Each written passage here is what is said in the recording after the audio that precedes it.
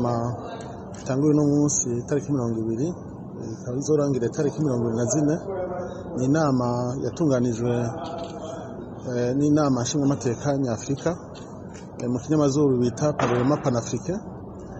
Ni inama ihuza imigwi yamaho ine yo mu nama nshingamateka nyafrika.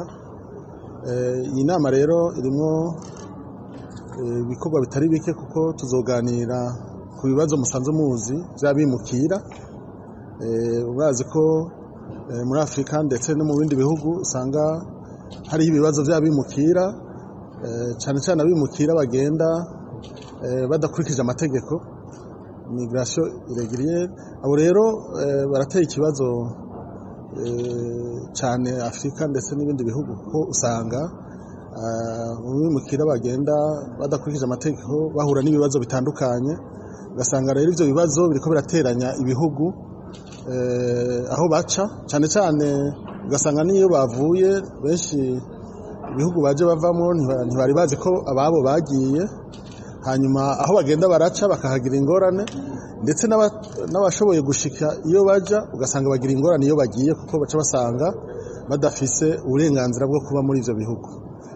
Ikindi naco tuzoganira ni ikibazo c'ubutungane n'agateka kazina muntu.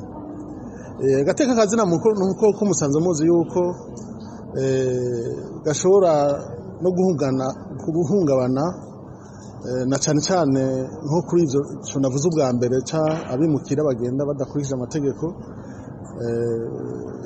Muri ivyo rero tubona ko ivyo turiko turaganira ngaha vyose usanga bifite aho bihurira kuko kenshi n'ubutungane burakora iyo abimukira bagiye mu bihugu badafite uburenganzira. Ugasanga rero ni ikibazo gikomeye, agateka kabo karahungabana. Ibindi tuzoganira ni ibibazo bijanye n'ivyo guhindura inzego bidaciye abantu baciye kure y'amabwirizwa shingiro y'ibihugu, mu kinyamazuru changement anticonstitutionnel. Aho dusanga ibihugu byinshi vya Afrika hagiye haraba guhindura inzego zashizweho abenegihugu bishiriyeho, bakarenga rero ku mabwirizwa shingiro y'ibihugu. Ibyo byose rero mu nama nshingamateka nyafrika turabirabira hamwe kugira dufate ingingo dushobore kurungika mu bihugu impanuro ndetse zotuma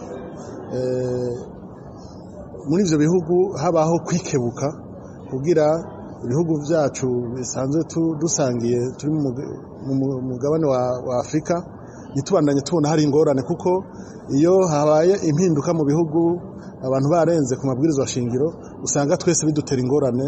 Ni naho nyene haca haza bimwe twababwira ubwa mbere, usanga abantu bahunga bakaja mu bihugu badafise n'ivyangombwa, ugasanga baragira ingorane, ugasanga abantu baragiriwe nabi n'ababa bariko barahindura ubutegetsi. Donc muri ico gihe rero ugaca usanga nakagateka kazina muntu kaciye kagira. Ibindi tuzoganira nibijanye uko imigenderanire y'amashingamateka, uko abantu bagenda barayaga amashingamateka, uko bagenda barayaga haba mu buryo bw'akarere, kuko mu nama nshingamateka nyafrika Parlement Panafricain kenshi turakunda guhura.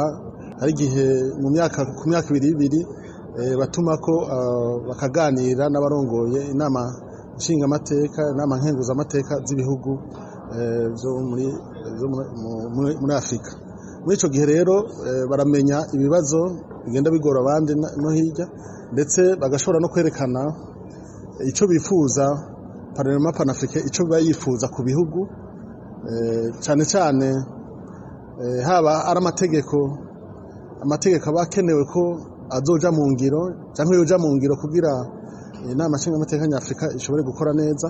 Ivyo vyose baraheza bakabiganira ngaho. Rero murumva yuko iyi nama izobihambaye cyane gose, kuko haba ubutungane, agateka kazina muntu, ikibazo vy'abimukira, ivyo guhindura ubutegetsi abantu barenze ku mabwirizwa shingiro murazi ko twese biduhanze muri Afrika bisanga bihanze ibihugu bitari bike ivyo rero nivyo rero ahanini muri rusange tuzoganira kugira dushobore gufata ingingo tuzorungika mu bihugu igihe tuzoba twasubiye guhura zikemezwa n'inama ihuza twese abakoreye mu bihugu haba abariko barakorera ngaha mu Burundi n'abariko barakorera muri Afrika y'Epfo n'abariko barakorera muri Ethiopia kuko izi nama ziriko zirabera amakomisiyo uko ari 11 aha hariko barakorera zine mu Afrika y'Epfo izindi zitatu muri Ethiopia zine rero twese rero tuzoca duhuriza hamwe hama muri ico gihe rero tuzodufata ingingo nkuko nabibabwiye. Radio Television RTBB Nijwi ryiza ry'Uburundi bwiza